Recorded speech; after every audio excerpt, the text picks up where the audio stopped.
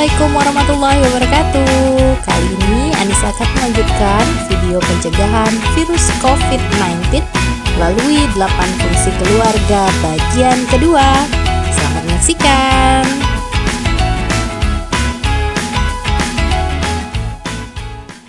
Hai, Assalamualaikum warahmatullahi wabarakatuh. Balik lagi dan masih Anissa di sini akan balik lagi menyampaikan tentang penanganan pencegahan COVID berbasis keluarga.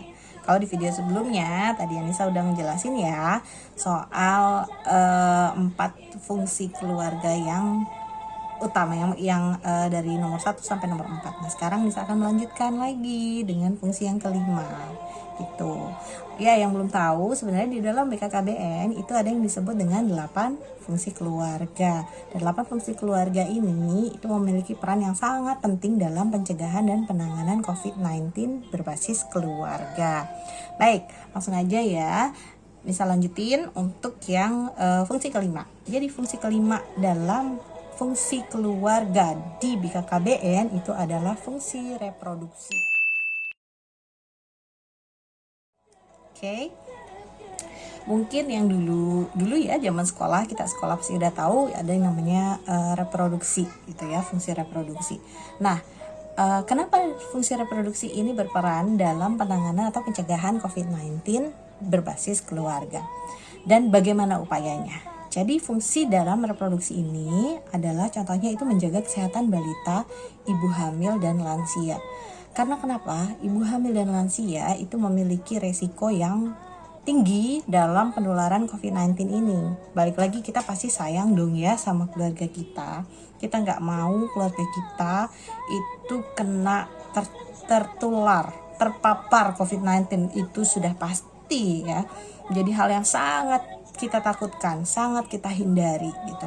Maka dari itu kita harus menjaga kesehatan orang-orang yang rentan terhadap penularan atau paparan virus ini gitu. Kemudian yang kedua, fungsi reproduksi adalah beraktivitas fisik dan olahraga seperlunya.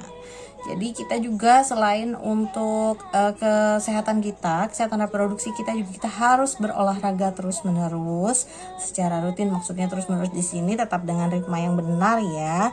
Jadi tetap kita harus menjaga fisik kita dengan cara rutin berolahraga gitu, dan disesuaikan juga dengan olahraganya. Misalkan kalau kayak usia muda itu masih bisa olahraga kardio atau yang banyak mengeluarkan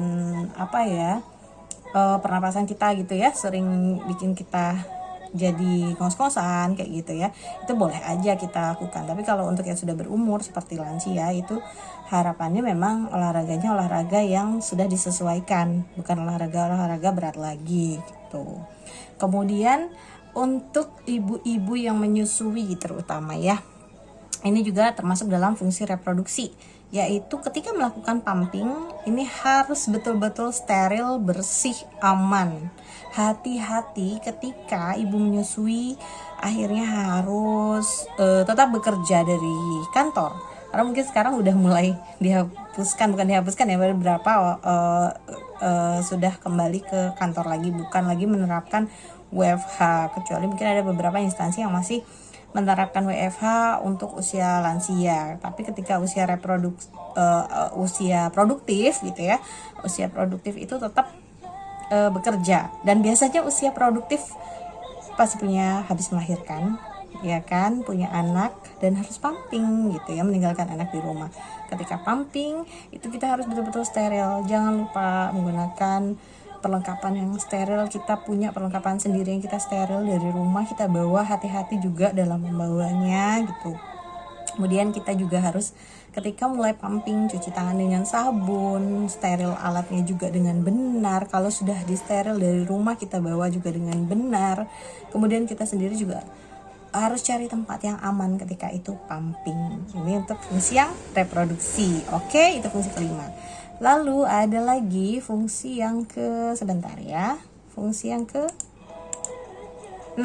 Fungsi yang ke-6 itu fungsi sosialisasi dan pendidikan.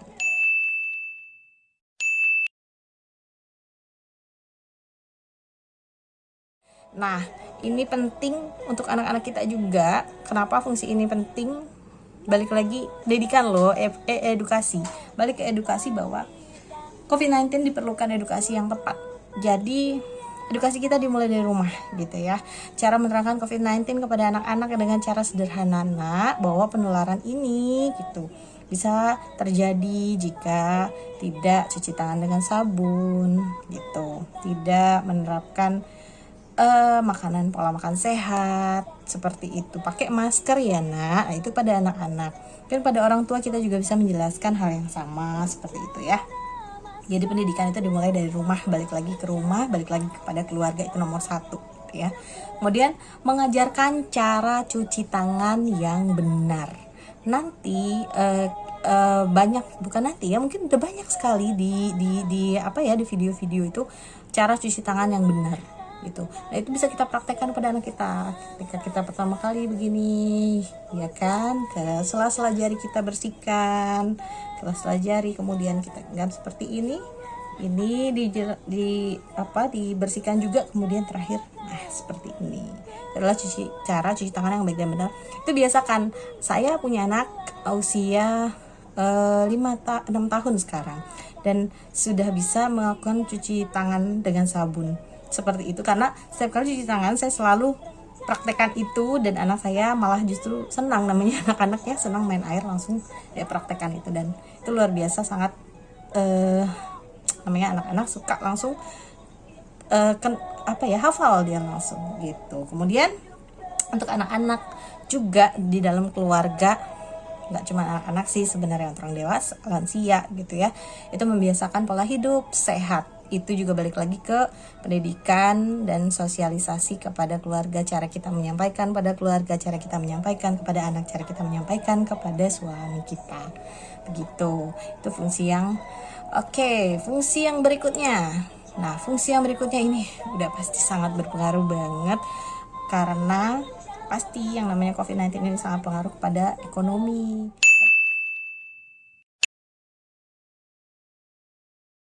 Bagaimana sih cara kita mencegah cara ekonomi?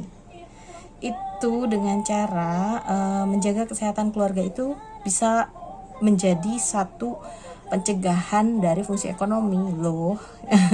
Lohnya ke belakang ya. Kenapa sih gitu? Karena fungsi ekonomi ketika itu berfungsi gitu, berfungsi itu ketika kita sehat. Iya, sehat. Kenapa sehat? Kalau kita sehat, kita nggak perlu biaya banyak loh. Meskipun sekarang ada yang namanya BPJS ya kan, ada yang saya punya asuransi. Alangkah lebih baiknya jika kita tak menjaga kesehatan kita saving secara ekonomi, itu sudah pasti gitu. Tetap menjaga kesehatan keluarga. Lebih baik membeli multivitamin daripada berobat. Mencegah itu tetap lebih baik daripada pengobatan. Dan itu juga sebenarnya setelah kita nilai-nilai, pasti secara ekonomi itu lebih murah daripada kita berobat. Itu secara fungsi ekonomi gitu. Kemudian secara fungsi ekonomi, bagaimana cara kita pencegahannya? Belilah barang-barang yang sesuai dengan kebutuhan kita. Jangan berlebihan. Mungkin di yang sebelumnya saya sudah bilang panic buying. Ya, jangan panic buying. Belilah barang-barang, jasa yang sesuai dengan kebutuhan kita. Seperti itu. Kemudian untuk meningkatkan ekonomi kita juga ada loh fungsi ekonomi ini yang bisa kita maksimalkan justru di masa pandemi ini. Pandemi ini memaksa kita untuk berpikir kreatif, berpikir lebih detail lagi. Gimana ya cara kita meningkatkan kehidupan ekonomi kita, ya kan? Nah, kehidupan ekonomi kita ini dengan cara merintis usaha buat ibu-ibu, bapak-bapak, teman-teman semuanya yang punya kelebihan, punya keterampilan, skill mengolah sesuatu, misalnya bahan makanan. Buat bahan makanan itu menjadi suatu makanan yang siap makan. Kemudian kalau punya keterampilan merajut, terus apalagi ya, banyak ya keterampilan ya, manik-manik segala macem gitu. Menjahit yang dulunya mungkin nggak terlalu kita fokuskan gitu ya, karena kita terlalu sibuk dengan banyak hal. Nah, dengan pandemi ini kita seperti dipaksa berlari untuk gimana caranya supaya kita dapat meningkatkan kebutuhan ekonomi kita. Itu bisa dimaksimalkan dengan skill yang kita punya. gitu. Jadi kita harus memaksimalkan skill-skill itu dengan cara ya kita bikin itu kemudian kita jual. Jualnya sekarang susah loh mbak gitu ya, misalnya ya sekarang kan ke pasar udah susah, sekarang ada yang namanya online, jual online. Yang nggak ngerti gitu cara jual online, saya yakin untuk yang punya anak-anak sudah di masa apa ya, yang masa-masa zilenial sekarang gitu ya, zilenial tuh udah ngerti sekali tentang teknologi, itu pasti tahu gimana caranya belanja online. Nah, kalau bisa belanja online, pasti ibu-ibu dulu di rumah itu yang sering juga di rumah hobi nih jadi belanja online. Kalau saya pribadi nih ya, setelah pandemi saya sering banget nih kalau mau beli belanja online aja. Nah, kalau kita bisa belanja online, nah kita belajar juga gitu untuk menjual online gitu, dan itu pasti meningkatkan fungsi ekonomi kita. Oke, yang selanjutnya itu ada fungsi lingkungan.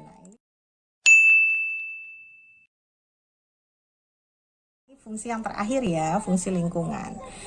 Seperti apa sih fungsi lingkungan untuk mencegah dan menangani COVID-19 berbasis keluarga ini?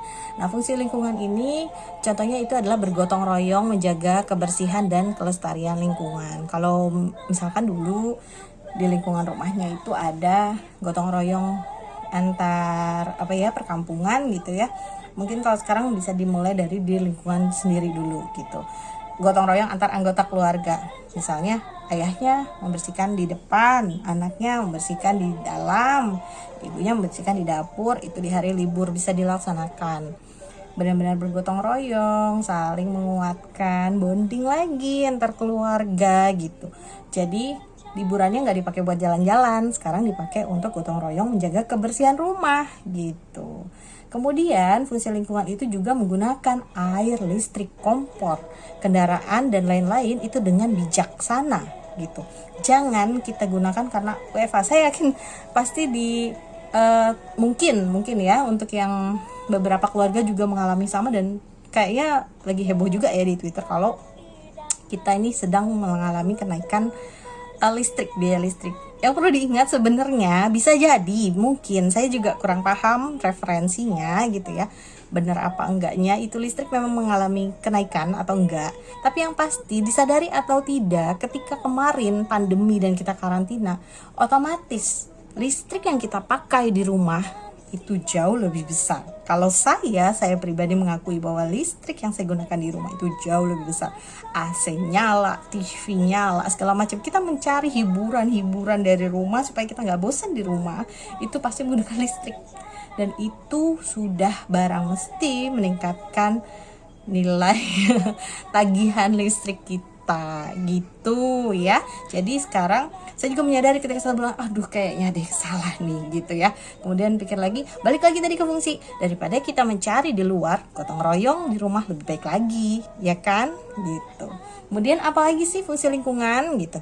Nah, menanam sayur, buah, tanaman obat di rumah, yang punya lahan di rumah gitu. Apalagi saya kan di Provinsi Bengkulu nih, saya lihat rumah-rumahnya luas ya lahan-lahannya.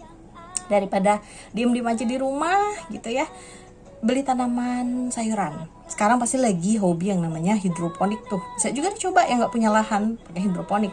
Yang punya lahan tanam tanaman sayuran, tanaman obat keluarga atau yang disebut toga. Kemudian nanam buah. Jadi kita bisa panen.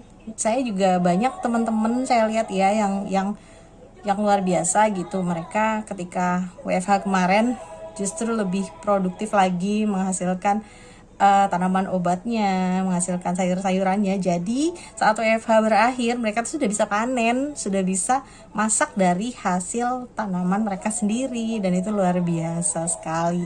Dan ingat juga bahwa konsumsi sayur dan buah di masa pandemi ini itu dapat meningkatkan imunitas kita. Imunitas kita itu yang perlu dijaga sekali gitu. Dan otomatis ketika kita melaksanakan itu, menanam, aktivitas fisik juga yang membuat kita lebih bugar juga kan gitu, dan itu bisa dilakukan bersama-sama dengan anak gitu, bersama-sama dengan suami gitu ya. Jadi lahan di rumah kita termanfaatkan, fungsi ekonomi kita terselamatkan otomatis gitu, karena kan lebih irit pasti ya. Kemudian fungsi lingkungan kita juga bagus, dan yang pasti jadi makanannya lebih sehat karena kita sendiri yang ngolahnya Oke, gitu aja deh informasi dari saya. Ini merupakan fungsi keluarga yang ke-8, yaitu fungsi lingkungan. Nah, selesai sudah saya menjelaskan mengenai 8 fungsi keluarga dalam pencegahan dan penanganan COVID-19. Lain waktu saya akan share lagi mengenai informasi-informasi dan program-program BKKBN yang terupdate dan bisa diterima, insya Allah mudah-mudahan bermanfaat untuk kita semua. Terima kasih sudah menyaksikannya. Assalamualaikum warahmatullahi wabarakatuh.